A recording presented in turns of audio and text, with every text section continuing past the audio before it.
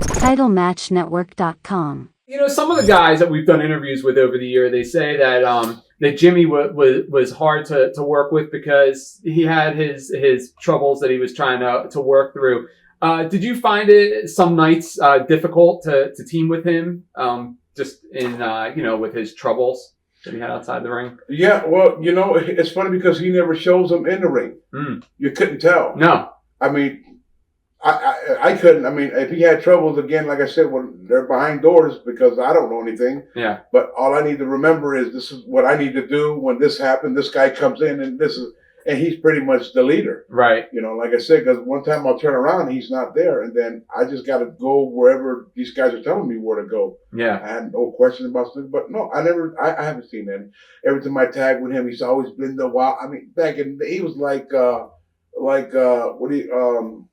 like Tarzan back in those days. Jacked. He was just like, rah, and the hair's wild. So I get scared myself because I don't know who he's going to hit. Yeah. But yeah, he's just, I couldn't tell. I really couldn't tell you that because to me, I couldn't tell. Snuka was always, if he had problems, I'm sure he didn't bring it to work with him. Yeah. Or bring it, you couldn't tell. Even me, I couldn't tell. I mean, I guess that goes for any job.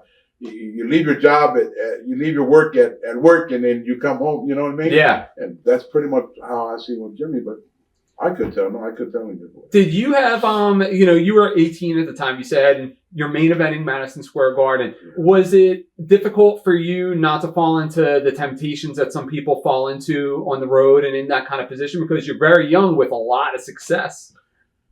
Yeah. I mean, it was pretty much like, it was like it happened too fast for me, I guess you can say, and there was a lot of temptation. Mm-hmm. I did a lot of bad things. I did things that I wasn't supposed to do, growing up in the atmosphere. Again, you had good role models and you had some bad role models, but at being so young like that, who do I turn to? Yeah. I mean, where do I go?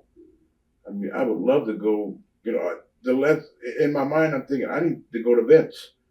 But I didn't get carried away as other wrestlers did.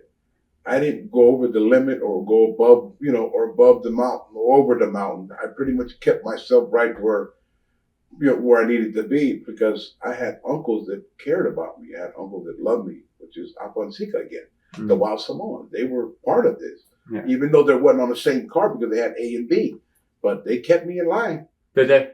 Yes, they kept me in line. They kept me in check, and they said, you mess up, we'll kick your ass. I mean, that's just the way, with my uncle, who wouldn't be scared of them? Right. I was scared of them, Yeah. There's a difference between being scared and being feared, I can say I was feared and scared. I was actually both, Sure. But, yeah, there was a lot of temptation being that young, around all the rats,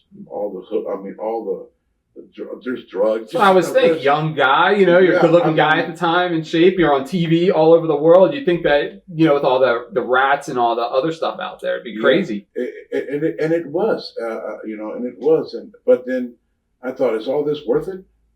Is all this worth to throw away everything that I worked hard to become? I didn't need to be out. I really didn't want to become this professional wrestler. I really wanted to become a football player. Oh, really? But I guess in any sports, you're going to get the same feedback. Yeah. You're going to get that feedback. You're going to get the rats. You're going to get the drugs. You're going to get, what I mean by drugs, it can be anything. It can be steroid. It can be any type of drug. Right. I'm not going to lie. Back in them days, I tried the steroids, and I tried it back then, but it wasn't for me. It might work for other people, but it might not work for me. But it's just more money. Like I said, the more you send, the more money it costs you. Right. And if you don't send, it don't cost you no money. So does that make sense? So, Absolutely. I mean, again, like I said, growing up and listening and watching these things, sometimes I sit back and say, what the hell was I thinking about? Yeah. What was I thinking about? Hello? But again, it's never too late. When you make mistakes, you just got to get up. And like I said, you get knocked down, get your ass back up and keep moving. Yeah. Don't look back and don't stop. You got to keep moving. That's why I'm thankful that I'm alive today. And there's some of the wrestlers now that you see, or 99% are all passed out or all died from overdose. Or I mean, that's just, but it's the truth. Yeah. I mean, it's sad. Let's just put it that way. And a lot of these guys I know. And I know for sure my cousin Yokozuna didn't die from no drugs or overdose. He just had some heart failure, or he had some problem with his health. You know what I mean? Sure. So, I mean, being 670 pounds and move like 120, he was a good, he was pretty fast for his size, you know, and lovable guy. I miss him dearly. I really do, man. Every day I think about him, but I think none of us besides Yoko went to be with the Lord, but there's still a lot of my other brothers are still in the business here. Yeah. And we keep encouraging each other to stay strong. It ain't gonna hurt to have a couple cold beers after good hard work, and that's any man. Mm-hmm. That's any man. 8 hours a day, 40 hours a week. You go home, you have a couple cold beers, you watch football, and you go sleep or play basketball. You watch basketball, whatever. I mean, that's the smart way. You get up, you work out, you do what you got to do again. A lot of these guys don't see another day. Yeah. They don't believe in seeing another day. They would go and go and go and go and go, and next thing you know, they're burying them. Wow. You know.